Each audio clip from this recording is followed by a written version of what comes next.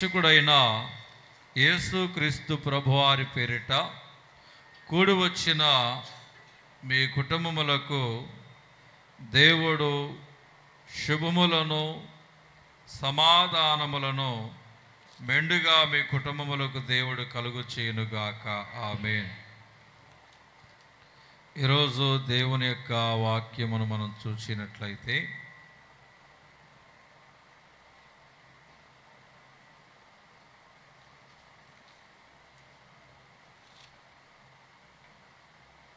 గ్రంథములో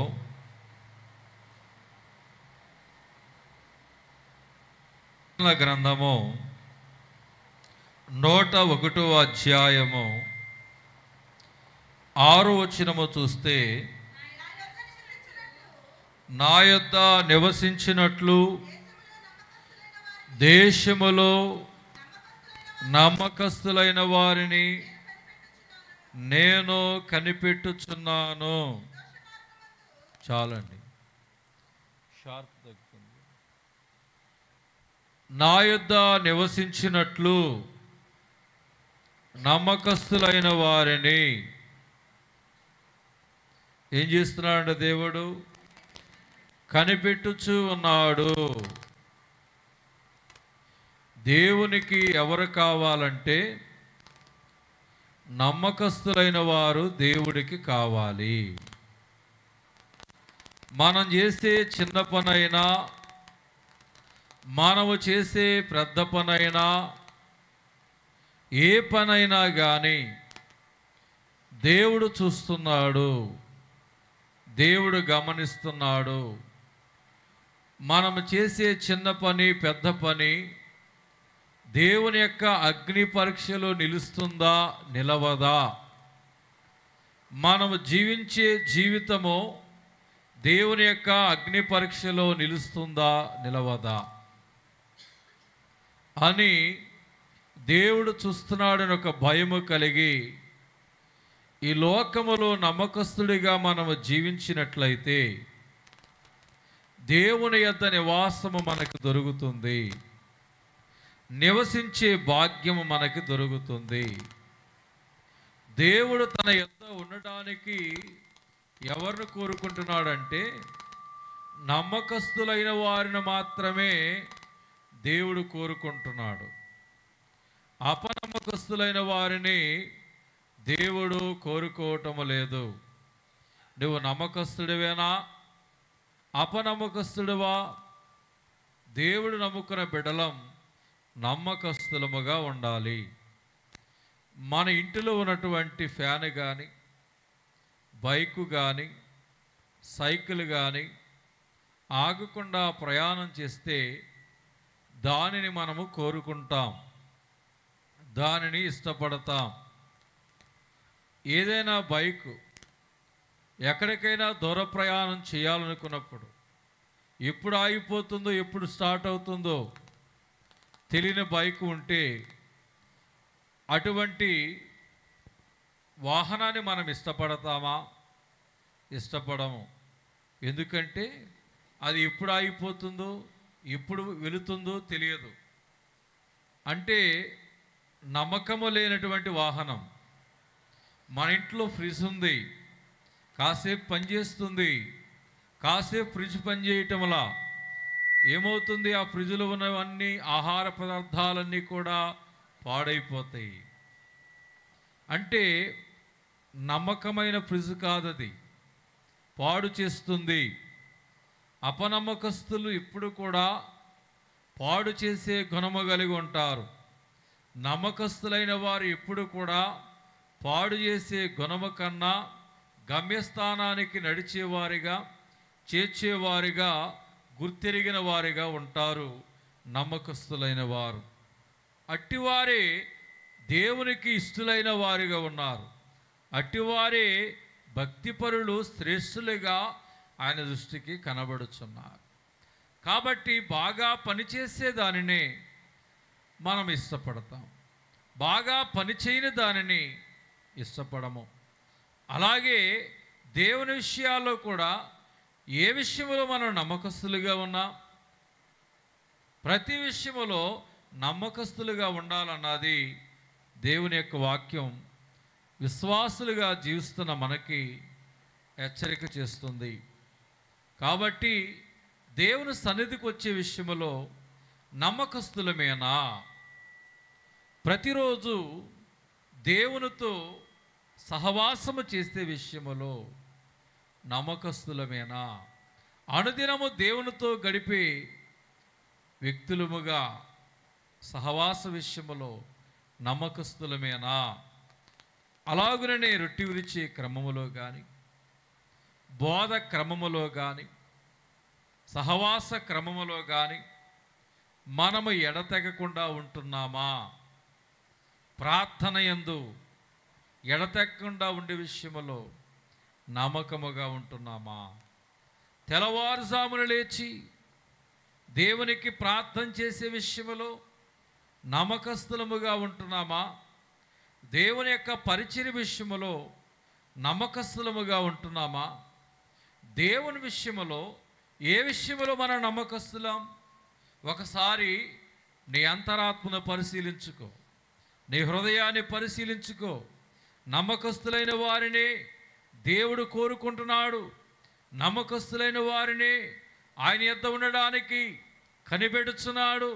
దేవుడు కోరుకునేటువంటి నమ్మకస్తుడిగా మనం ఉంటున్నామా? ఒకసారి మన హృదయాంతరంగాన్ని పరిశీలన చేసుకునే వారిగా ఉండాలి. దేవుని స్తోత్రం, దేవుని స్తోత్రం.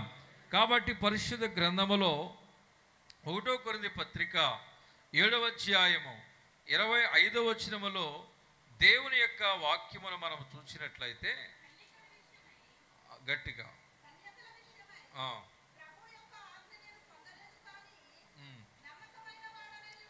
నమ్మకమైన వాడయునుటకు నేను ప్రభు వలన కనికరము పొందినవాడనై నా తాత్పర్యము చెప్పుచున్నాను. దేవుని బిడ్డలైన వారులారా, నమ్మకమైన వాడిగా ఉండినప్పుడు ఇక్కడ ఏమవుతుంది?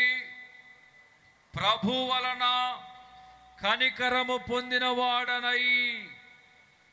నమ్మకముగా మనము జీవించినప్పుడు, దావీదు కుమారుడా నన్ను కరుణించన్నాడు. ఒక చోట కొంతమంది ఏమో కనికరించమన్నారు. మరి దేవుడు కనికరించమని అడిగినప్పుడు దేవుని కనికరమును బట్టి అవస్థలలో ఉన్నవారు విడుదల పొందారు, విమోచించబడిన వారిగా ఉన్నారు. నమ్మకముగా మనము జీవించిన ఎడల దేవుని దృష్టిలో ప్రియ సంఘమా దేవుని యొక్క కనికరమును మనము పొందుకుంటాము. కాబట్టి ఒకప్పుడు హింసకుడు, ఒకప్పుడు హానికరుడు, ఒకప్పుడు దోషకుడు, ఒకప్పుడు మిక్కిలి పాపము చేసిన వాడు మారు మనసు పొంది అతడు ఎంతగానో పశ్చాత్తాప పొంది యేసుక్రీస్తు ప్రభువారి స్వకీయ రక్షకుడిగా అంగీకరించి ఆయన లోక జీవితాన్ని సమాధి చేసి యేసుక్రీస్తు ప్రభువారిలో జీవితమును జీవించి శరీరానుసారమైన మనసును చంపుకొని ఆత్మానుసారముగా జీవిస్తూ దేవుని విషయంలో పౌలు గారు ఎలా ఉన్నాడంటే నమ్మకముగా ఉన్నాడు, దేవుని చేత కనికరించబడ్డాడు. మనము నమ్మకస్తులముగా జీవించిన ఎడల దేవుని కనికరము పొందుకుంటాం. ఏ కనికరము చెప్పండి? దేవుని కనికరము పొందుకుంటాం. కాబట్టి ఈ విశ్వాస యాత్రలో దేవుని విషయములో నమ్ముకొని జీవించే విషయములో ఎన్నో ఇబ్బందులు వస్తాయి, ఎన్నో శ్రమలు వస్తాయి, ఎన్నో ఆటంకాలు వస్తాయి. అబ్రహాము జీవితంలో మనము చూసాము, వాటిని ఎదుర్కొని ప్రయాణం చేశాడు. యోబు జీవితంలో చూసాము, ఆ శ్రమలన్నిటిని ఎదుర్కొని ప్రయాణం చేశాడు. దానియేలు జీవితంలో చూసాము, దేవుని విషయంలో నమ్మకముగా ఉండి ఈ లోకములో వచ్చిన ప్రతికూల పరిస్థితులను ఎదుర్కొని ప్రాణాల సైతము లెక్క చేయకుండా దేవుని విషయంలో నమ్మకంగా బ్రతికారు. షడ్రకు మెషకు అబద్ధికులైన వారు దేవుని విషయంలో నమ్మకముగా ఉండుట కొరకు ప్రాణాలు సైతము పెట్టుటకు సిద్ధపడ్డారు కానీ దేవుని విషయములో నమ్మకత్వాన్ని విడిచిపెట్టలేదు. అందుకని ఎవరైతే దేవుని దృష్టిలో నమ్మకత్వాన్ని విడిచిపెట్టకుండా వారు యథార్థంగా జీవించారో దేవుడు అట్టి వారిని స్థిరపరిచాడు, ఉన్నతమైన స్థితిని దయచేశాడు. ఎక్కడైతే అవమానించబడ్డారో దేవుడు నమ్ముకున్న బిడ్డలు, ఎక్కడైతే శ్రమలు పడ్డారో, ఎక్కడైతే ఓటమి చెందారో, ఎక్కడైతే కోల్పోయారో దేవుడు నమ్ముకున్న బిడ్డలు ఎన్ని ప్రతికూల పరిస్థితులు వచ్చినా కానీ దేవుని విషయంలో నమ్మకత్వం విషయంలో తప్పిపోలా. అలా ఉండుటను బట్టి అవమానము నొందిన చోటే దేవుని విషయంలో నమ్మకంగా ఉన్న వారికి దేవుడు ఘనతనిచ్చాడు. ఎవరైతే దేవుని విషయంలో నమ్మకంగా ఉండి జీవించారో కోల్పోయిన వారికి రెట్టింపు దీవెనిచ్చాడు. దేవుడు కాపాడాడు, రక్షించాడు. దేవుని విషయంలో నమ్మకత్వం కలిగిన బిడ్డలని ఎత్తైన స్థలములో నిలబెట్టాడు. కాబట్టి మరణం వరకు మనం నమ్మకంగా ఉండాలి. దేవుని విషయంలో ఇదిగో ఈ విషయంలో నేను నమ్మకస్తుడిని అని నువ్వు చెప్పగలవా? ఏ విషయంలో మనం దేవుని విషయంలో నమ్మకస్తులం నాకు చెప్పొద్దు. ఒకసారి మనం హృదయాంతరంగానే పరిశీలన చేసుకుంటే మనం ఏ విషయంలో నమ్మకస్తులము, ఏ విషయంలో నమ్మకంగా జీవిస్తున్నాం, ఏ విషయంలో నమ్మకముగా ప్రవర్తిస్తున్నాం, ఏ విషయంలో నమ్మకముగా నడుస్తున్నాం. దేవుని విషయంలో నమ్మకంగా ఉండాలి. ఇంకా చూడండి 1 కొరింథీ పత్రిక 4వ అధ్యాయము 2వ వచనం. మరియు గృహ నిర్వాహకులలో ప్రతివాడును నమ్మకమైన వాడైనుట ఆవశ్యకం. ప్రతివాడి ఇంటిలో తల్లిదండ్రులైన వారు నమ్మకస్తులుగా ఉండాలి, బిడ్డలైన వారు నమ్మకస్తులుగా ఉండాలి, సంఘములో దైవజనులు నమ్మకస్తులుగా ఉండాలి, సంఘములో విశ్వాసులైన వారు నమ్మకస్తులుగా ఉండాలి. దేవుని విషయములో మనం అందరము కూడా నమ్మకస్తులముగా ఉండాలి. దేవుని స్తోత్రం. నమ్మకమైన వారిగా ఉండాలన్నదే దేవుని యొక్క ఉద్దేశమైంది. మత్తయి సువార్త 25వ అధ్యాయము 21వ వచనము చూస్తే అతని యజమానుడు భలా నమ్మకమైన మంచి దాసుడా, నీవు ఈ కొంచెములో నమ్మకముగా ఉంటివి, నిన్ను అనేకమైన వాటి మీద నియమించేదను, నీ యజమాని సంతోషములో పాలు పొందమని అతనితో చెప్పాను. భలా నమ్మకమైన మంచి దాసుడా. కాబట్టి ఈ కొంచెములో నమ్మకముగా ఉంటివి కనుక అనేకమైన వాటి మీద నియమించదను, నీ యజమాను సంతోషములో పాలు పొందమని అతనితో చెప్పాను. మనమందరము కూడా ఎలా ఉండాలి? భలా నమ్మకమైన దాసుడా అన్నట్లుగా ప్రభు చేత పిలువబడాలి. ఇంకా లోకాసు వార్త 19వ అధ్యాయము, లోకాసు వార్త 19వ అధ్యాయము 16వ వచనము గాని చూస్తే లోకాసు వార్త మొదటివాడాయన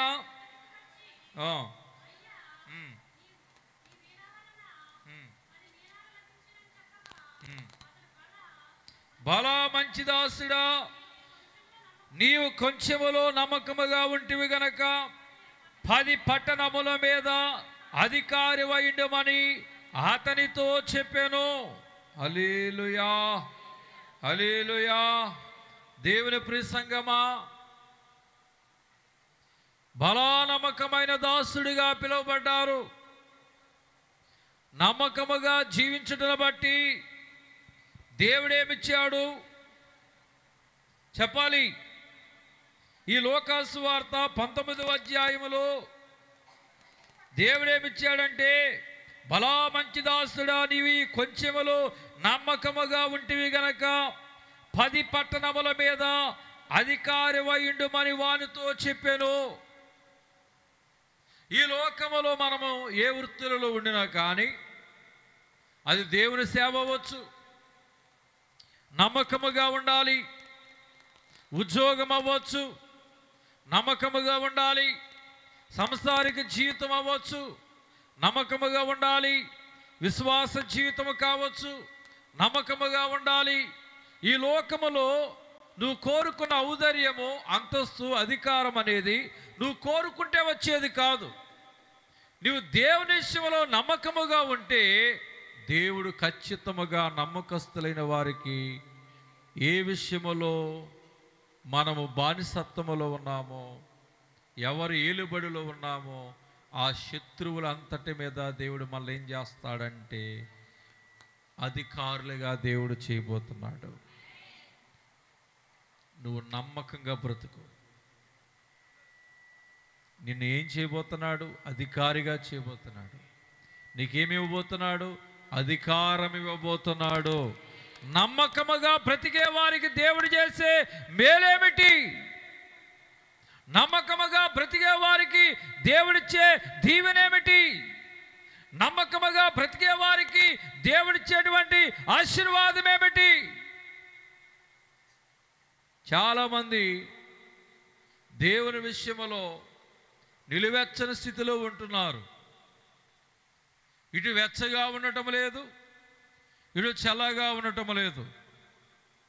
ఇటు నిజముగా దేవుని బిడ్డలుగా ఉండటం లేదు, నిజముగా లోకస్తులుగా ఉండటం లేదు.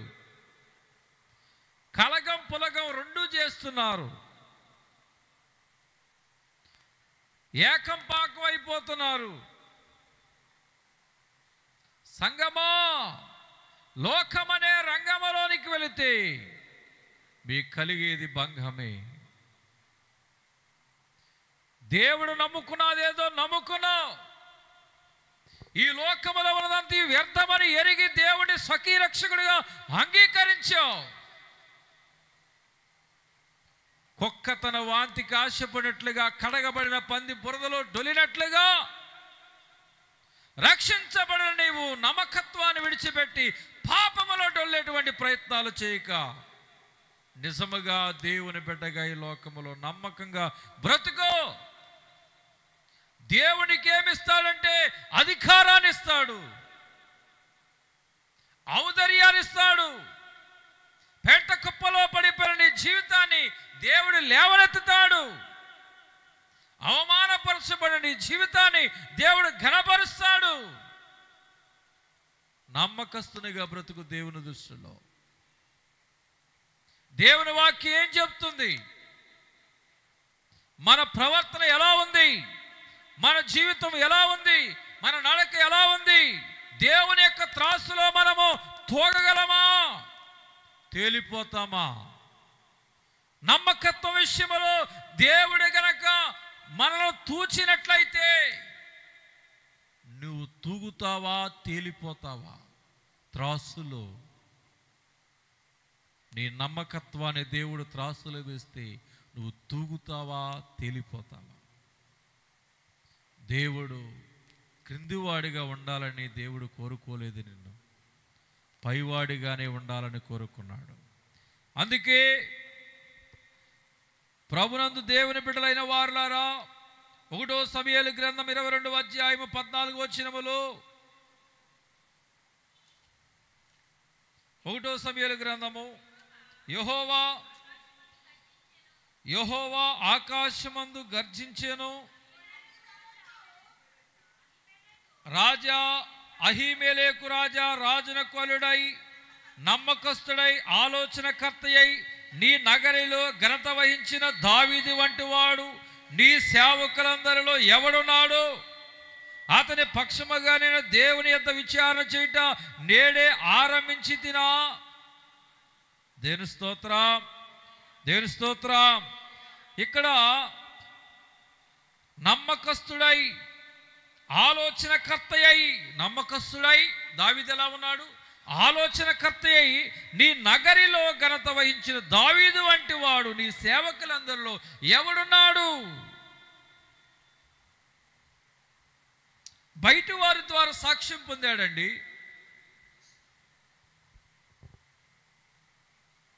ఒక దినానంట ఒక కంపెనీలో మనుషుల చేత మోసపోయాడంటండి.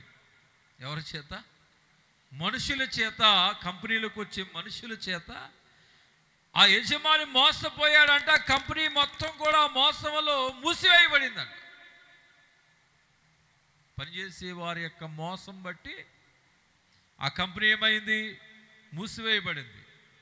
మరలా కోల్పోయినటువంటి వ్యక్తి దేవుని మందిరానికి వచ్చాడు, వాక్యం విన్నాడు. అలాగుననే ఆ దేవుని మందిరంలోకి వచ్చినటువంటి వ్యక్తి అవిశ్వాసి. సరే, దేవుడు నమ్ముకున్న వారు నమ్మకస్తులు ఉంటారని వాక్యం చెప్తుంది. నమ్మకస్తులుగా ఉండాలని దైవజనుడు చెప్తున్నాడు. కాబట్టి ఒక దినాన ఒక సంఘములోనంట రమారమి ఒక 200 మంది ఉంటే ఒక 50 మంది కావాలని పాస్టర్ గారిని అడిగాడంట. అప్పుడు ఆ 50 మందిని ఆ కంపెనీలో పెడితే ఆ 50 మంది కూడా దేవుని భయం కలిగి నమ్మకస్తులుగా పనిచేశారంట. దేవుడు ఆ యజమానుని కోల్పోయినటువంటి స్థితిని దేవుడు మరలా ఇచ్చి ప్రభుని స్వకీయరక్షకుడిగా అంగీకరించినట్లుగా చేసి ఆ నిరుద్యోగులుగా విశ్వాసులకి ఉద్యోగ కల్పన, లాభములో భాగమును కూడా ఆ యజమాని ఆ వర్కర్స్కి ఇచ్చినట్లుగా చేశాడట. దేవుని స్తోత్రం, హల్లెలూయా. కాబట్టి నమ్మకస్తులుగా మనం ఉండాలి. ఒక చోట జరిగిన సంఘటన ఇది. బయట వ్యక్తుల చేత దావీదు ఏం పొందాడు? సాక్ష్యం పొందాడు. నమ్మకమైన వ్యక్తినా, ఆలోచన విషయములో ఎలాంటి వాడట? మరి అతడు ఘనత వహించిన వాడు, నమ్మకస్తుడై ఆలోచనకర్త నగరిలో ఘనత వహించిన దావీదు వంటి వాడిని సేవకులందరిలో ఎవరున్నాడు? బయటి వారి చేత సాక్ష్యం పొందారు. దేవుడు నమ్ముకున్న వారిని చూచినప్పుడు లోకస్తులైన వారు వీరు నమ్మకస్తులని సాక్ష్యం చెప్పాలి. వీళ్ళు దొంగతనం చేసేవారని చెప్పకూడదు. పరిస్థితులు ప్రతికూలంగా మారినా కానీ ఈ దేవుడు నమ్ముకున్న బిడ్డ నమ్మకంగానే ఉంటాడు అని లోకం సాక్ష్యం ఇవ్వాలి. అప్పుడు నువ్వు దేవునికి మహిమ, ఘనత, ప్రభావం తీసుకొచ్చి దేవుని ఘనపరిచిన వాడు అవుతావు. లోకము చేత నువ్వు అనిపించుకోవాలి నమ్మకస్తుడని. అలా నువ్వు బ్రతకాలి. దావీదు అలా బ్రతికాడు కాబట్టి గొర్రెలు కాచేవాడికి దేవుడు ఏమిచ్చాడంటే అధికారాన్ని ఇచ్చాడు, రాజ్యాధికారాన్ని ఇచ్చాడు, రాజు పదవినిచ్చాడు. ఊరికనే రాలేదు, అది నమ్మకత్వాన్ని బట్టి వచ్చింది. పరిశుద్ధ గ్రంథంలో చూడండి, అపోస్తుల కార్యం 13వ అధ్యాయం 22వ వచనం. తరువాత అతనిని తొలగించి దావీదుని వారికి రాజుగా ఏర్పరచెను. మరియు ఆయన, నేను యెష్షయి కుమారుడైన దావీదును కనుగొంటిని, అతడు నా ఇష్టానుసారుడైన మనుష్యుడు, అతడు నా ఉద్దేశములని నెరవేర్చునని చెప్పి అతను గూర్చి సాక్ష్యం ఇచ్చాను. దావీదుకి అధికారం ఊరికనే వచ్చిందా? చెప్పండి. నమ్మకస్తుడిగా ఉండబట్టి అధికారం వచ్చింది. ఈరోజు ఉద్యోగాలు చేస్తున్న వారులారా, వ్యాపారాలు చేస్తున్న వారులారా, చదువుకుంటున్న వారులారా, మీరు చేస్తున్నటువంటి ప్రయత్నాల్లో మీ జీవితం ఫలభరితంగా మార్చబడి క్రింద స్థాయిలో ఉన్న మిమ్మల్ని ఎత్తైన స్థాయిలో, ఎత్తైన స్థలములో దేవుడు నిలబెట్టాలని ఆశపడుతున్నాడు. మిమ్మల్ని అధికారులుగా చేయాలని, ఏలుబడి చేయవారిగా చేయాలని దేవుడు ఆశపడుతున్నాడు. కానీ మీ జీవితం ఎందుకు మారటంలా? మీరు నమ్మకస్తులు కాదు కాబట్టి ఈ రోజు నుంచి వాక్యం వింటున్నా నీవు నిర్ణయం తీసుకో. ఇప్పటి వరకు జరిగిన నష్టాలు చాలు, ఇప్పటి వరకు ఎదుర్కొన్న కష్టాలు చాలు, కోల్పోయినవి చాలు. ఈ రోజు నుంచి నిర్ణయం తీసుకో. బ్రతుకుడు క్రీస్తే. దేవుని కొరకు నేను బ్రతకాలి, జీవించాలని నిర్ణయం తీసుకుని నీవు చావైనా రేవైనా బ్రతుకైనా ఇక దేవుడితేనని ఆ దేవుడు నమ్ముకొని నీవు ప్రయాణం చేయి. నమ్మకస్తుడిగా కోల్పోయినవి ఇస్తాడు, నిన్ను కాపాడుతాడు, నిన్ను రక్షిస్తాడు, గోతులోంచి లేవనెత్తుతాడు. అవమానము నొందిన నిన్ను, అవమానపరిచిన వారి మీద నిన్ను అధికారిగా దేవుడు చేస్తాడు. అవమానపరిచిన వారు నీ క్రింద ఉంటారు, అవమానము నొందిన వారి తలపైన దేవుడు నిన్ను ఉంచబోతున్నాడు. అటువంటి నమ్మకస్తుడిగా నువ్వు ఈరోజు మారిపోవాలి. నువ్వు మారితే నీ అవమానములకు ప్రతిగా రెట్టింపు ఘనతను నా యేసయ్య నీ జీవితానికి ఇస్తాడు. నమ్మకస్తుడిగా ఉండబట్టి దేవుడు ఏమిచ్చాడంటే అధికారాన్ని ఇచ్చాడు. ఏమిచ్చాడమ్మా? అధికారాన్ని ఇచ్చాడు. సామెతల గ్రంథం 2వ 28వ అధ్యాయం 20వ వచనము చూస్తే, నమ్మకస్తులైన వారికి మెండైన దీవెనలు కలుగునని దేవుని యొక్క వాక్యం చెప్తుంది. ఇప్పుడు మనము నమ్మకస్తులైన వారిగా ఉంటే దేవుడిచ్చేటువంటి దీవెన, దేవుడిచ్చేటువంటి మేలు, దేవుడిచ్చేటువంటి ఆశీర్వాదము ఏమిటి అంటే దీవెన కలుగుతుంది. నమ్మకస్తులైన వారికి మెండైన దీవెనలు కలుగును. సామెతల గ్రంథం 14వ అధ్యాయం 5వ వచనము గనక మనం చూడగలిగితే, నమ్మకమైన సాక్షి అబద్ధమాడడు, కోట సాక్షికి అబద్ధములు ప్రియములు. ఒక ఆయన అంటున్నాడు, దేవుడు నమ్ముకున్నాం దేవుడు నమ్ముకున్నాం అని చెప్తున్నారు కానండి, వాళ్ళు చెప్పేవన్నీ అబద్ధాలేనండి బాబు. వాళ్ళ మీద దేవుడు నమ్ముకొని వాళ్ళు 1000 రెట్లు మెరుగని చెప్తున్నారు. దేవుని ఎరిగి, దేవుని వాక్యం ఎరిగి, దేవుని మందిరానికి వెళుతూ వాడు చెప్పేవన్నీ అబద్ధాలేనండి అని లోకం సాక్ష్యం చెప్తుంది. అంతగా జీవిస్తున్నారు. మార్చుకోవాలి, ప్రవర్తన సరి చేసుకోవాలి. దేవుడు నమ్ముకున్నవారు, దేవుని సేవ చేసేవారు కూడా, బైబిల్ పట్టుకుని సువార్త ప్రకటించేవారు కూడా నోరు తెరిస్తే అబద్ధాలు ఆడుతున్నారు. అబద్ధాల పుట్ట.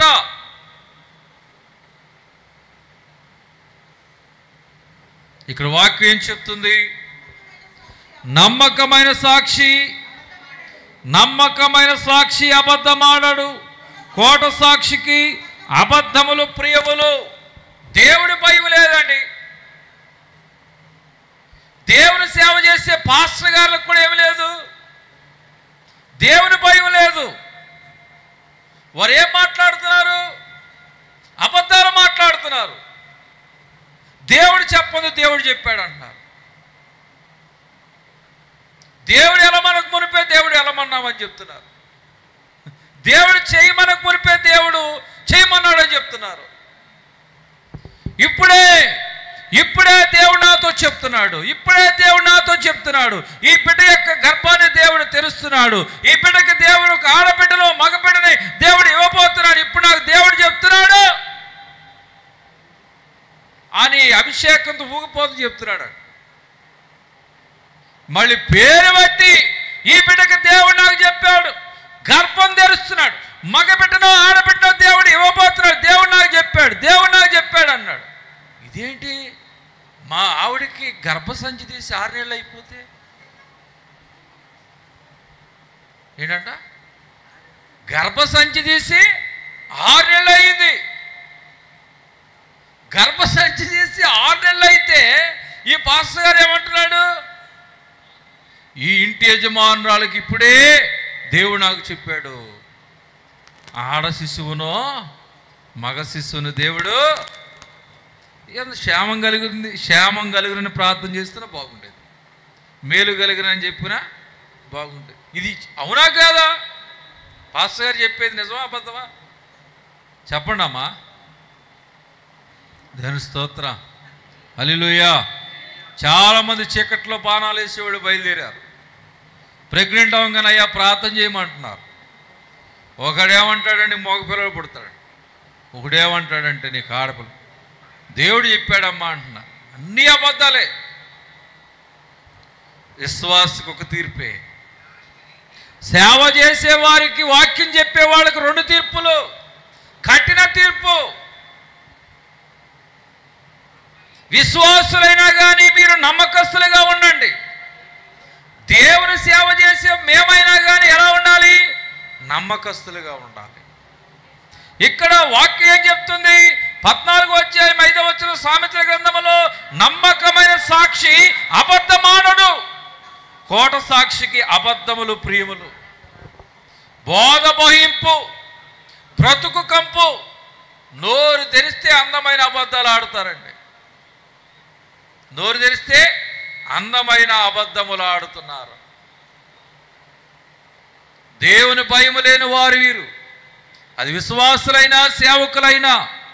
నమ్మకమైన సాక్షి ఏం చేయడు? అబద్ధమాడడు. ఎస్కేల్ గ్రంథం 13వ అధ్యాయం 6వ వచనం. ఎస్కేల్ గ్రంథము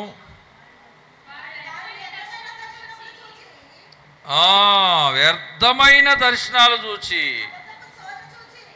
అబద్ధపు శోధన చూచి యెహోవా పంపకపోయినను తాము చెప్పిన మాట స్థిరమని నమ్మనట్లు ఇది యెహోవా వాక్కని చెప్పుదురు.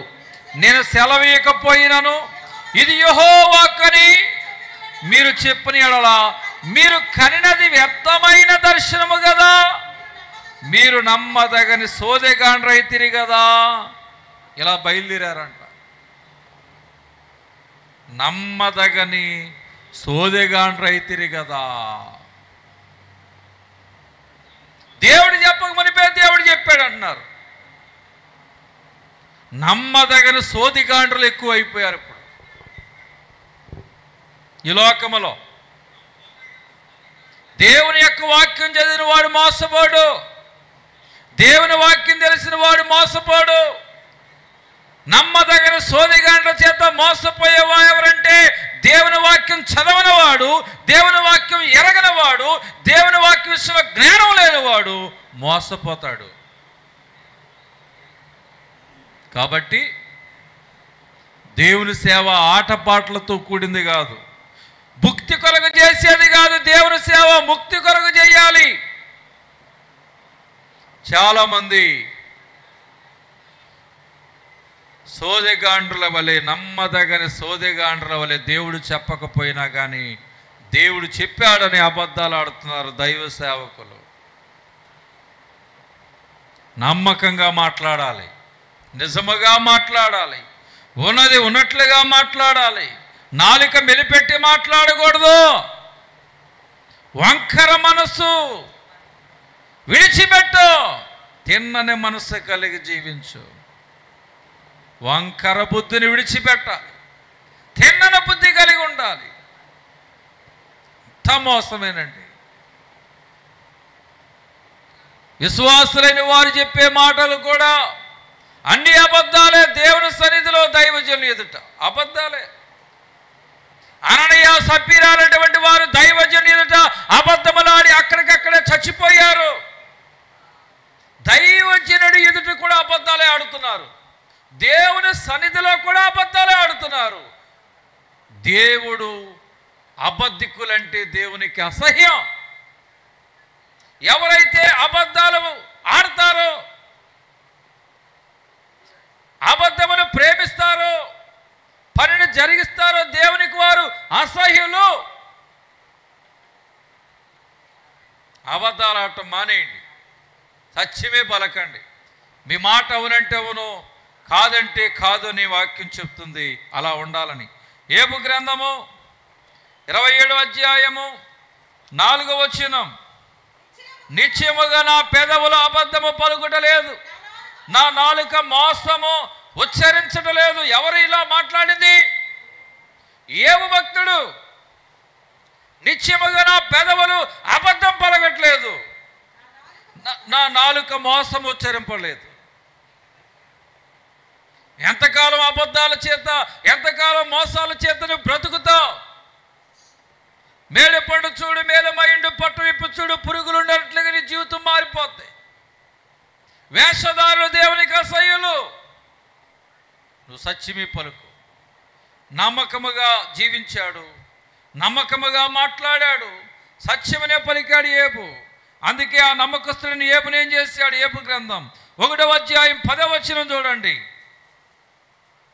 నీవు అతనిని, అతని ఇంటి వారిని, అతని కలిగిన సమస్తమునకు చుట్టూ కంచె వేసింది కదా. నీవు అతని చేతి పని దీవించుట చేత అతని ఆస్తి దేశములో బహుగా విస్తరించి ఉన్నది. నమ్మకస్తుడైన ఏబుని దేవుడు ఏం చేశాడో తెలుసా? విస్తరింపజేశాడు. అతని ఇంటికి కంచె వేశాడు. నీవు అతని చేతి పనిని దీవించుచుండుట చేత, అతని చేతి పనిని దీవించుచుండుట చేత అతని ఆస్తి దేశములోనే బహుగా విస్తరించి ఉన్నది. కాబట్టి దేవుని బిడ్డలైన వారులారా, నమ్మకముగా జీవిస్తే, నమ్మకముగా మనము యథార్థముగా మాట్లాడితే దేవుడు కంచె వేస్తాడు. దేవుడు కలిగిన యావత్తును దీవిస్తాడు. బహుగా నీ ఆస్తిని, నీ బిడ్డలని, మన సంఘమును, మీ కుటుంబాన్ని, మీ బిడ్డలని ఈ లోకములో విస్తరింపచేస్తాడు. 2 విషయాలు తెలుసుకుందాం. ఒకటి, నమ్మకత్వం వలన దేవుడు అధికారం ఇస్తాడు. రెండవది చెప్పాలి, దీవెననిస్తాడు. మూడవది నిత్య జీవం ఇస్తాడు. ప్రకటన గ్రంథం 2వ అధ్యాయం 10వ వచనములో మరణము వరకు నమ్మకముగా ఉండాలి, నేను మీకు జీవ కిరీటమునిచ్చేదని అంటున్నాడు. కాబట్టి ఏ కిరీటం ఇస్తాడంట దేవుడు? మరణం వరకు నమ్మకంగా ఉండే వారికి దేవుడు జీవ కిరీటాన్ని ఇస్తాడు. యాకోబు పత్రిక 4వ అధ్యాయము 13వ వచనంలో చూస్తే, నేడైనను రేపైనను ఒకానొక పట్టణమునకు వెళ్ళి అక్కడ ఒక సంవత్సరముని వ్యాపారము చేసి లాభము సంపాదింతుమురండి అని చెప్పుకుని వారులారా, రేపేమి సంభవించదో మీకు తెలియదు. మీ జీవమే పాటిది. మీరు కొంతసేపు కనబడి అంతలో మాయమైపోయే ఆవిరి వంటి వారే. కాబట్టి దేవుడు మనకి ఏ కిరీటం ఇస్తాడు? జీవ కిరీటం. భూలోకములో జీవము ఏ పాటిది? కొంతసేపు కనబడి అంతలోనే మాయమయ్యే ఆవిరి వంటిది. కానీ భూలోకములో జీవము కొంతసేపు కనబడి కొంతలోనే మాయమయ్యే ఆవిరి వంటిది. కానీ దేవుడు నిత్యము ఉండేటువంటి పరలోక రాజ్యములో ఏ కిరీటం ఇస్తా అన్నాడు? జీవ కిరీటాన్ని ఇస్తానంటున్నాడు. మరణము లేని జీవాన్ని ఇస్తానంటున్నాడు.